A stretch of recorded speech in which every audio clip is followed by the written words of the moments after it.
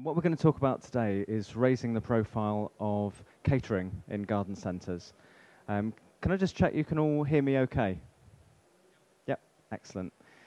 So you probably want to know a little bit about who I am and what we do, first of all.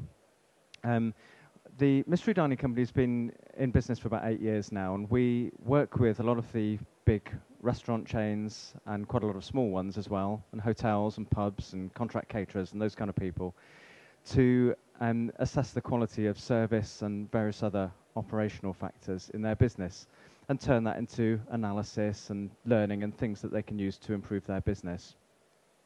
So we've only recently started to become aware of the whole garden centre sector as an area that's very quietly just raising its profile in terms of catering. In certain areas, much more on a much higher profile than others. So that's a little bit about who we are. I can talk more in more detail if you want to on that. But today is about trying to understand what the opportunity is and what tools there are for you to use. And obviously it's from my own perspective that we're looking at that. So I'm not going to bore you with lots of slides with lots of bullet points and things like that. There is one, but you'll see that that's there for a reason. But I want to look at the process, and I've put together this cycle, which starts on defining the opportunity. What is the opportunity? And I'd really like your thoughts, if possible, on that, because a lot of the answers are going to be with you, and you'll see what's happening at the moment. You'll see what's being done well, and perhaps some things that are not. And then I want to look at some of the tools that we can use. So how can we learn from customers? How can we engage with them and start having conversations with them? How do we assess standards? So right the way from the start of the customer journey all the way through to the end, you will have certain things that you want to be delivered. How do you know whether they're being delivered or not? And then if you're collecting this sort of information, you'll want to do something with it, turn it into analysis. So what are the different ways that we can do that, and what can you do with it? And then after that, I want you to think about how to involve your teams, because the best schemes that in our experience anyway, the best schemes are those where your teams are really getting behind what you want to achieve and actually contributing something in terms of its setup. And then finally, spread the word. If we really want to raise the profile, we've got to get to the point where people know about you and know what you're doing.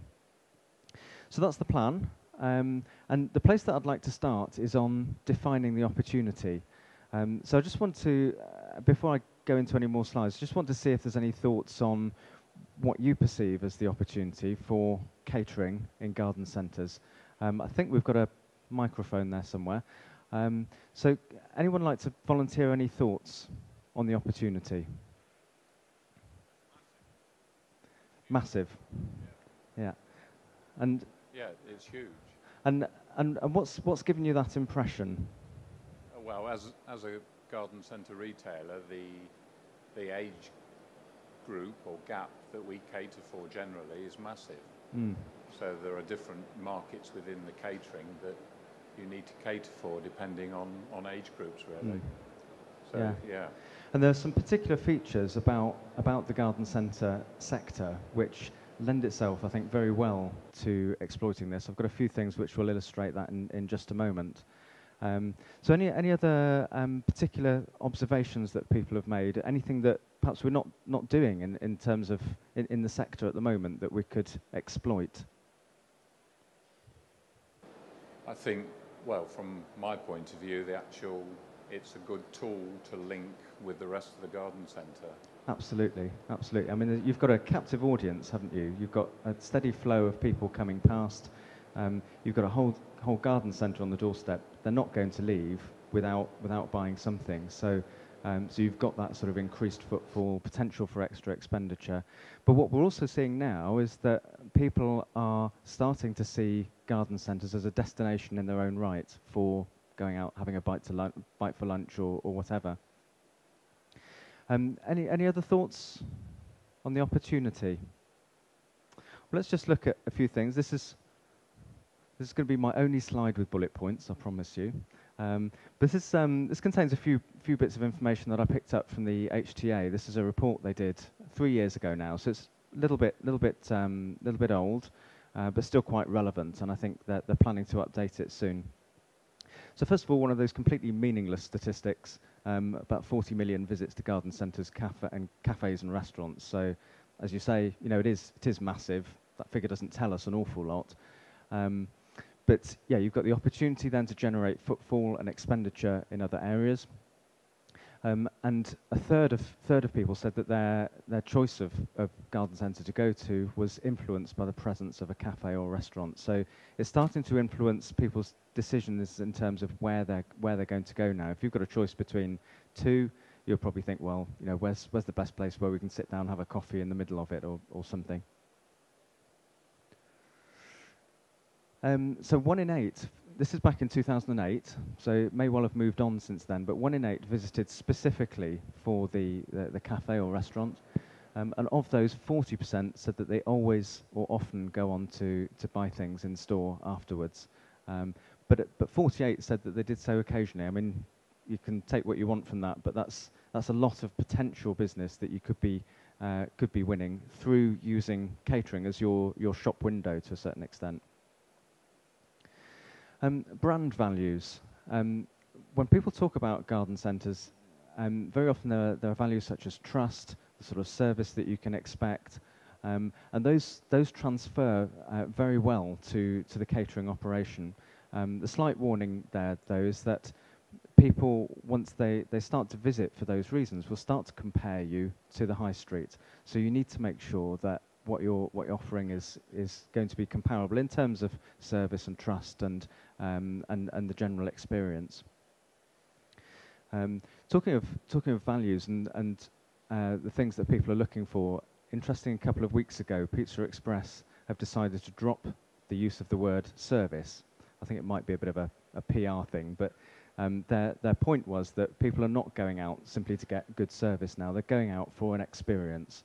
And that's one of the things that you can provide in your sector, I think, very well. You've got the whole experience of wandering around the centre, and Christmas, you've got certain things that are laid on. People have been talking to me about grottos and various things. So the experience is becoming more important now. But you've also got the opportunity to attract trade from different sources. So you've got pubs and restaurants that traditionally serve lunch. Well, you can do that. You've also got cafes, high street cafes that do the kind of morning and afternoon tea kind of thing, where you've got that covered as well. So you've got this whole daytime activity that you can start to bring people in from different places. And of course, you've got a steady flow of potential customers who will sit and eat in a relaxed kind of social environment. It doesn't feel like you're being processed in many of these places. And you can use that to your advantage. And some of the wider trends, these are some of the things that we've been seeing, and the HTA has picked up on similar kind of themes. There's people going out for their daily caffeine fix, so that's just becoming part of our culture now. The whole thing about we deserve a treat, we're worth it. Eating out for convenience, a lot of people with not very much time, so if they have the opportunity to eat before they go home, they're going to do it. And the greater informality of dining. So we're seeing that very much in pubs now, and a lot of restaurants as well, that people are moving away from the structured, kind of process-driven experience to one that's much more relaxed and informal, and that's going to play into your hands. And also the quest for value, particularly in the kind of times that we're living in at the moment. People are looking for a good value experience, and one that's not going to cost them too much. So that's a few thoughts on the opportunity. Now, a few months ago, we were approached by Garden Trade News, and they said, we need some help in evaluating the catering operations, the ones that are going to be shortlisted for the awards. So in the space of about a week, we organised a load of people to go in and evaluate these. So we've got a whole load of reports that our assessors have completed on them. And quite interesting reading. I had a look through them last week, and what I was interested in was some of the words that cropped up quite frequently. And these were some of the things that we saw. So, you know, they won't be necessarily a surprise to many of you, but things like homemade, family, locally sourced, something for everyone, relaxed. These are the kind of values that we were talking about just now.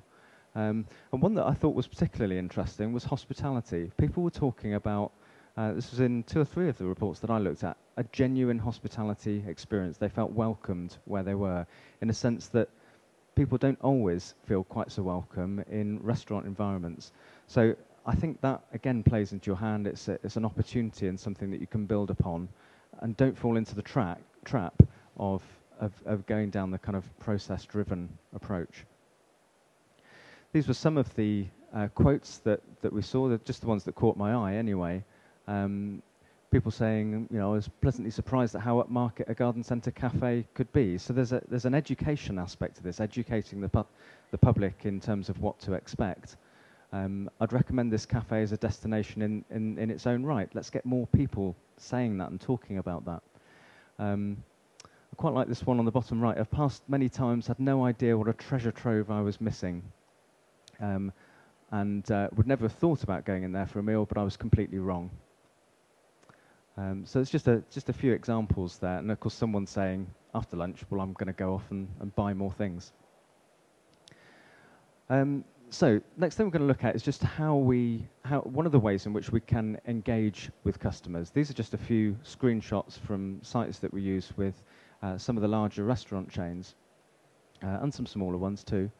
And these are about having a kind of conversation with your customers, using them to give them information, but also to listen to what they're saying, and to listen to how you're performing. So you know, there's various different ways in which people do that. But what we try to do here is turn it into something that is going to connect with the customer, not just be an anonymous web survey. So very often they're driven by some kind of incentives. Those incentives could be something like entry into a prize draw, or maybe something to encourage a repeat visit. So that's something that you guys could probably do quite well, and it's not going to cost you too much. Use them to engage, start developing those conversations, start to incentivize loyalty, get people to start talking about you, not just directly to you, but to all of their friends. Various things that we can do to start spreading the word on social media and various other channels. But also there'll be times when people don't have a good experience. These kind of schemes tend to attract the extremes, so you'll get people that really want to tell you how great it is. You'll get people who want to tell you that it's not so great. Well, you need to know that, and you've got an opportunity for this to be fed directly to you, for alerts to be raised, so that you can respond quickly to the customer, turn that situation around, and turn someone who perhaps would have said bad things about you into someone who is going to say, you know, I didn't have a great experience, but they dealt with me so well, and now I'm a loyal supporter. So those are some of the things that we can do in terms of engaging with your customers, and that's moving on really all of the time. Next area that I'm going to look at is assessing standards. So this is, I suppose, what we've been doing for longer, and this has evolved over the years. And it's the experience, the catering experience, is quite different from a shopping experience. And one of the things with garden centres is you very often get lumped in with retail, and probably have retail-driven approaches to assessing your standards.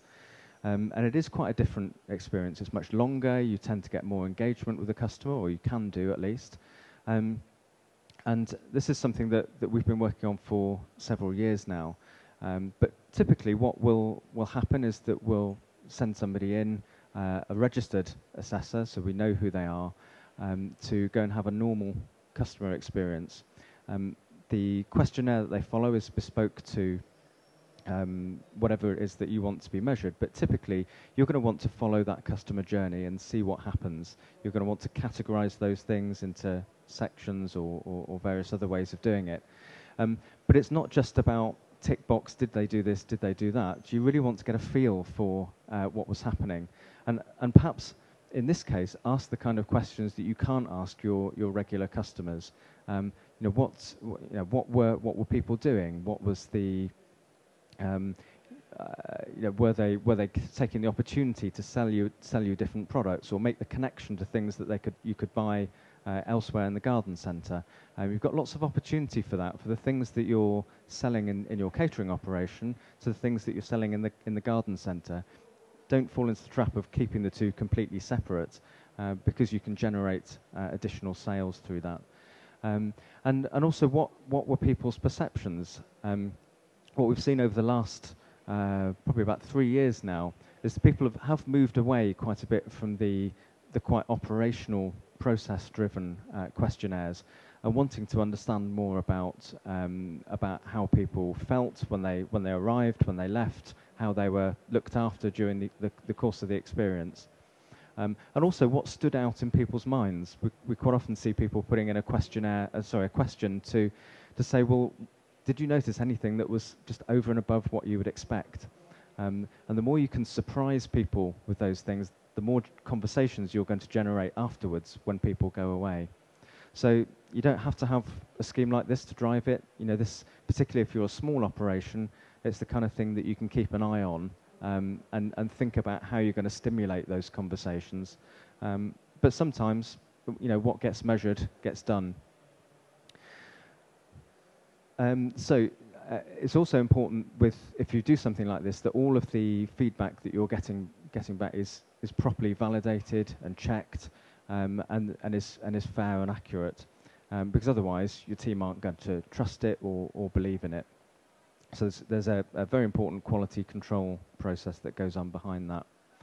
So let's say we're getting all of this information now, we're starting to connect with our customers a little bit, we're getting kind of quite high volume feedback from them, we're perhaps getting some more detailed research taking place. Most people do this on a monthly basis, by the way, but you've got to do something with it. There's no point just getting it all coming in. So you'll then want to turn that into useful reports, charts, whatever's appropriate to your business, so that you can discuss those things with your teams, and actually get them behind what you're doing. I've just put a few screenshots up here of the types of things that we'll get up there. But if you're a large group, then there's various ways in which we can break things down by branch or location or region or whatever. For smaller groups, you're very often going to be interested in the question breakdown. What sort of trends are we seeing across that? What's the sort of text information that's behind that? What are people actually saying? And also benchmarks. It's become quite common in the last few years to benchmark your operation with others in the wider hospitality sector. And that just works by taking particular questions that are equivalent in different questionnaires. And in fact, that chart on the bottom right there, that's one of those. So you can start to see how your, warmth of welcome, for example, compares with the sector. If you know what it is, then you can start to think about, well, what can I do to improve that? What are people saying in the comments? What can I learn from that? And there's also the classic question that everybody seems to use, which is, well, would you recommend us when you're talking to your friends? What would you say about us? So that's something that the whole industry has a kind of tracking for. Some of you might have heard of Net Promoter, which is basically the difference between your promoters and your detractors. But what we can also start to do is dig behind that. So if we understand whether people would or would not recommend you, well, why? Why not? What are the factors that influence that when you thought about that question? And that's what that little bubble one is at the top there. So these are, these depend on what it is that you want to measure and how you're going to use the information afterwards. Involving teams. This is an area that's quite often forgotten. This isn't about just getting feedback and using it as a stick to tell people when they've done something wrong. It's about engaging your whole teams and thinking about how they can influence the whole customer experience. What can they learn from the information that you're collecting, however you do it? Some of you might use comment cards and various other ways of doing that. So and get them to own the content of what you're being measured on. Some people use league tables. I've seen that work quite successfully where if somebody's given fantastic service or done something really kind of unexpected, let's capture their name and let's give them a pat on the back for that. So there's a couple of chains at the moment that have kind of league tables of who's doing fantastically, and the teams really get behind that. Identifying training needs. So you'll start to pick up areas where you've clearly got a weakness.